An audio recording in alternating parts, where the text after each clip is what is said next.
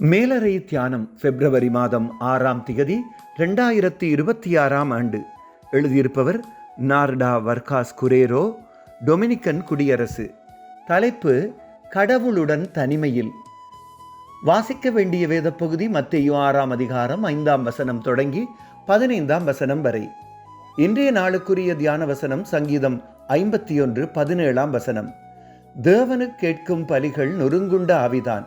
தேவனே, நொறுங்குண்டதும் நறுங்குண்டதுமான இருதயத்தை நீர் புறக்கணியீர். கடவுளுடன் நாம் தனிமையில் இருக்கும்போது அனுபவிக்கக்கூடிய தாழ்மை, தொடர்பு ஆகியவற்றின் முக்கியத்துவத்தை உணர்த்துவதற்காகவே இயேசு, நீயோ ஜெபம் பண்ணும்போது உன் அறை வீட்டுக்குள் பிரவேசித்து உன் கதவை பூட்டி அந்தரங்கத்தில் இருக்கிற உன் பிதாவை நோக்கி ஜெபம் பண்ணு என்று சொன்னார்.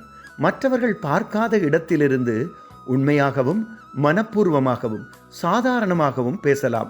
அலங்காரமான வார்த்தைகளால் கடவுள் கவரப்படுவதில்லை. ஆடம்பரமல்ல, உண்மையே கடவுளுக்கு முக்கியமானது. எமது ஆவிக்குரிய ஆரோக்கியத்துக்கும் கடவுளுடனான உறவை வளர்த்து பலப்படுத்தவும் எமது தினசரி தியான நேரம் அத்தியாவசியமானது.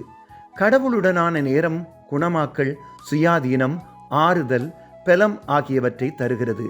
அன்பு, உறுதிப்படுத்தப்படல் ஆகியவற்றை உணரவும் மற்றும் கஷ்டம், சோதனை ஆகியவற்றை எதிர்க்க ஆயத்தப்படுவதும் அந்த இடத்தில்தான். தனிமையில் நாம் கடவுளுடன் தொடர்பை ஏற்படுத்துவது போல பகிரங்கமான இடத்தில் முடியாது. நாம் இருப்பது போலவே கடவுளிடம் போகும் நேரத்தில் எமது ஜெபஜீவியம் ஆழமானதாக மாறும். ஜெபம். பரிசுத்தரான கடவுளே, உங்களுடன் நாம் செலவு செய்யும் நேரத்தை கட்டாயமாக்கிக் கொள்ள உதவி செய்யுங்கள். சோதனைகளுக்குள் அகப்பட்டு கொள்ளாமல் எதிர்த்து நிற்க பலன் தாருங்கள். இயேசுவின் நாமத்தில் கேட்கிறோம், ஆமேன். இன்றைய நாளுக்குரிய சிந்தனை: கடவுளுடன் நேரம் செலவிட தினமும் சந்தர்ப்பம் இருக்கிறது. கர்த்தருடைய அன்பும் இரக்கமும் அவருடைய பலப்படுத்தலும் இந்த நாளில் உங்கள் அனைவரோடும் கூட இருப்பதாக.